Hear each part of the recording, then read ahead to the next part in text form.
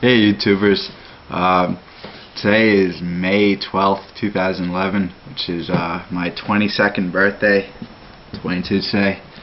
So it's no coincidence that this is my largest Criterion update. I don't think I'll post a Criterion update this big in a long time, and I have 16 spine numbers. The first two Criterions I'm about to show off I bought. The rest are birthday presents. So, first off is Blowout.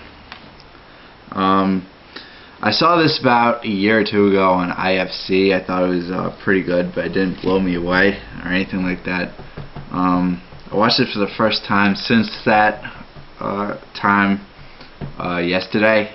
I was actually really impressed with it. It held up better than I thought it was going to, and some of the camera work by Brian De Palma was really impressive. Unfortunately, it's a DVD. You know, I save money. Usually, when it's I have a choice between the DVD and Blu-ray, I'll go with Blu-ray if it's the same price. But if it's like $30 for the DVD and $40 for the Blu-ray, I'll go with the DVD. Because I bought these two with spare change, keep in mind.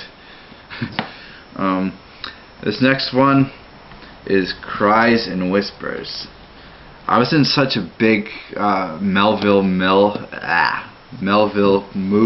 the other day. I was talking to actually Mr. Joel 450. I don't know if his name is pronounced Jesus or Jesus with a G. I was talking to him the other day, and somehow the conversation steered into Ingmar Bergman. So I felt like watching a Bergman film. Great film. The movie is a masterpiece by Bergman. It was one of the rare foreign films to actually be nominated for Best Picture. I think the first foreign film to be nominated for Best Picture was Z in 1969, which is, in my opinion, one of the best political thrillers of all time. This is one of the reddest films you'll ever see in your life.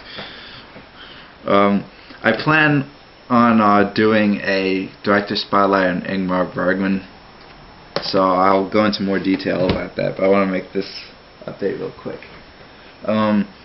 This next one has been on my to-get list literally forever. I mean, at least I'd say about 2 years. That's the Roberto Rossellini War Trilogy. Finally got it.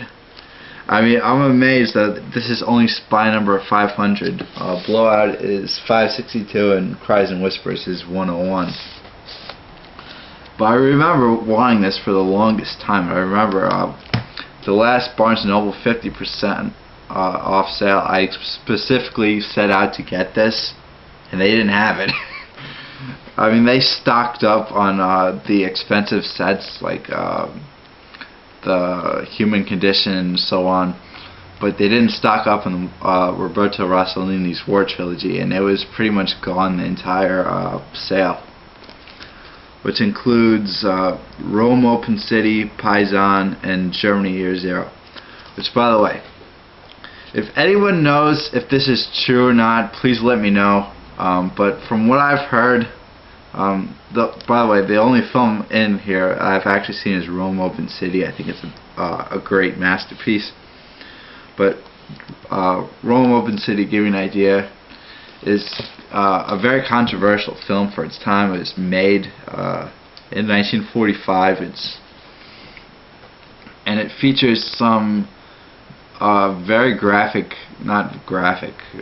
but very edgy content for its time. I mean, there's a guy that gets tortured with a blowtorch, so it was heavily censored for its international release. And from what I've heard, this is the only set that contains the original uncut Italian version, and all the other DVD releases of Rome Open City, at least in Region 1 format from what I've heard, is the edited international version.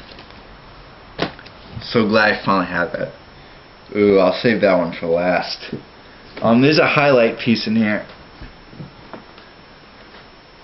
This one that is, I'll say for last. This next one, the Ingmar Bergman Faith trilogy, which is Through a Glass Darkly, Winter's Light, The Silence, and Ingmar Bergman Makes a Movie, which is a really good documentary. I haven't checked it out yet, but it's basically Ingmar Bergman making Winter Light. It was directed by the same guy that directed I Am Curious Yellow, and it's a really long documentary. Like, it's 2.5 hours, 146 minutes. Of all the films in here, I think Through a Glass Darkly is my favorite. It's the only one I've in here that I've seen recently, so I don't know about the other ones. I've seen all 3 films in here. Well, I haven't seen Ingmar Bergman Makes a Movie, but really great films. I don't know if it was for the time or if it was all time, but I remember hearing something like Ingmar Bergman called Winter Light his favorite film he ever made. I know that it's a very personal film, Ingmar, Fanny and Alexander being his most personal film. But yeah, this is a really awesome set. The spider on the front cover is from Through a Glass Darkly.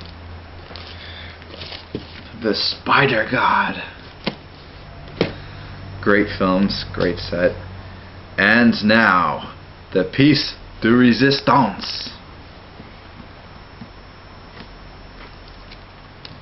America Lost and Found, the BBS story on Blu-ray.